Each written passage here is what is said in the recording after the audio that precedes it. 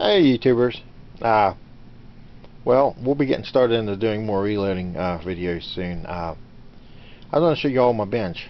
I built shelves for the house all along this wall, and I thought this is a great opportunity to put in a reloading bench, so I just extended them around.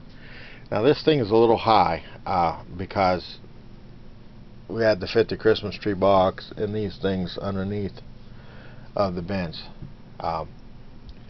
First thing I mounted on it was, of course, my little Lee single stage press. The bench itself, I think it's 32 inches deep and 4 foot wide, which doesn't leave you a lot of room for anything. When I started out, I had my powder measure on the other side, but we had to make room for a new addition here. We'll get into that here in a second.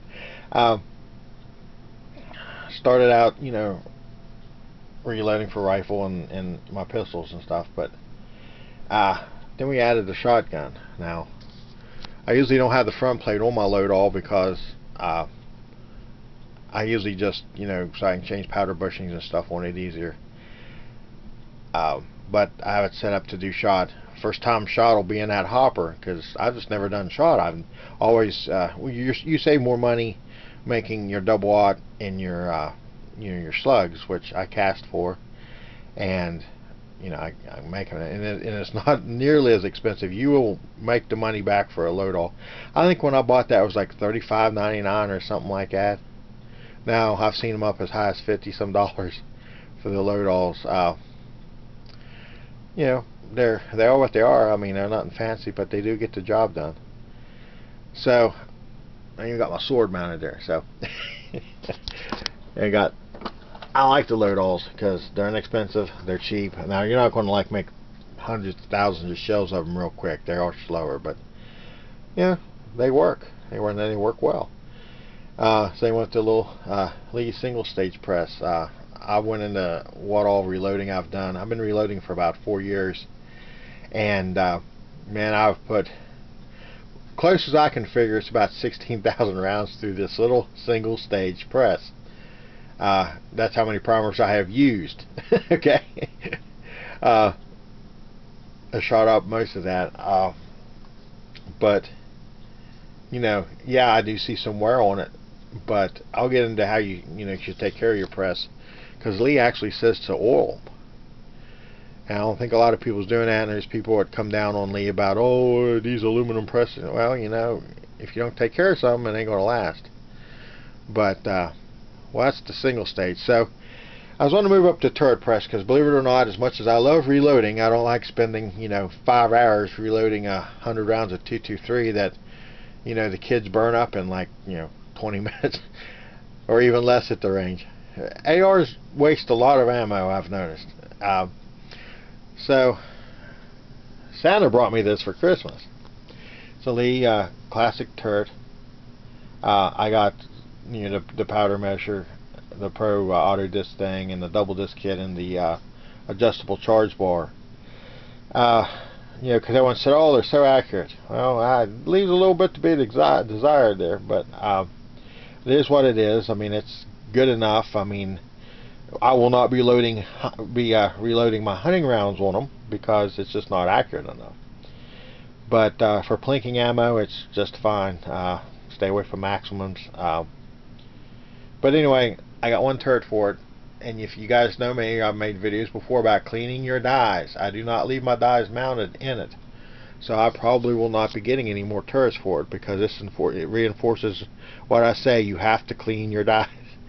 But anyway, I was going to mount it straight up on the main bench, and I got a table here where I do all my work on my guns and stuff, which is a total mess now, but and my chair would have been in the way of that, and the handle would have came straight out.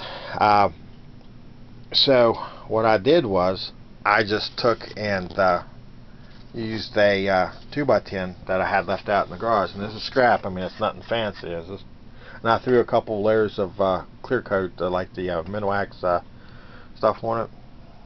And now my actual bench is a couple 2x4s up at the front, one in the middle and one at the back, and I just took and put some screws up through on the middle 2x4.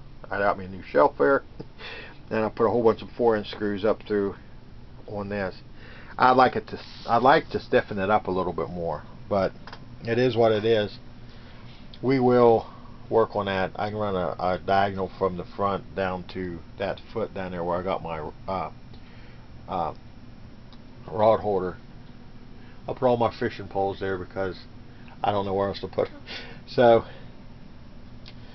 I mounted that at an angle, and it seems to work fairly well. It's a little lower, so I can work on the dies in the powder measure, which that's like way up here now.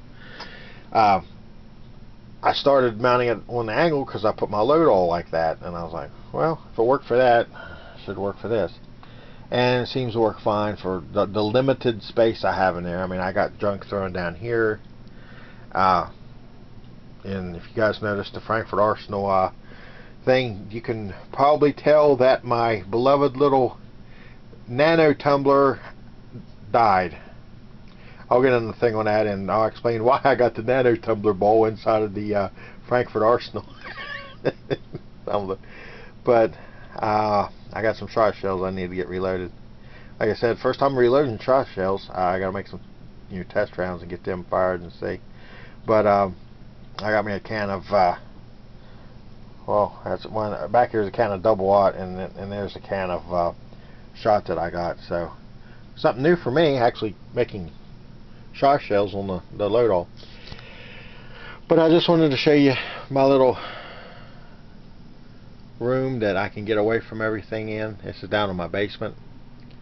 There's brass, which I'm running out of containers to put it in. I got a bunch to be reloaded.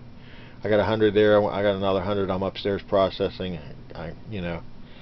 So that's the beginning of it. I'm going to make a video on dies and die basics and what all's included, because I know a lot of people ask questions about it, and I think a video of that would help. And I got to get into the processing the brass and then loading, and I'll show you this baby in action, which it does say stuff, but there's more stuff you got to look at. But anyway, there it is, my little 4-foot reloading bench. Hope you all enjoy. Later.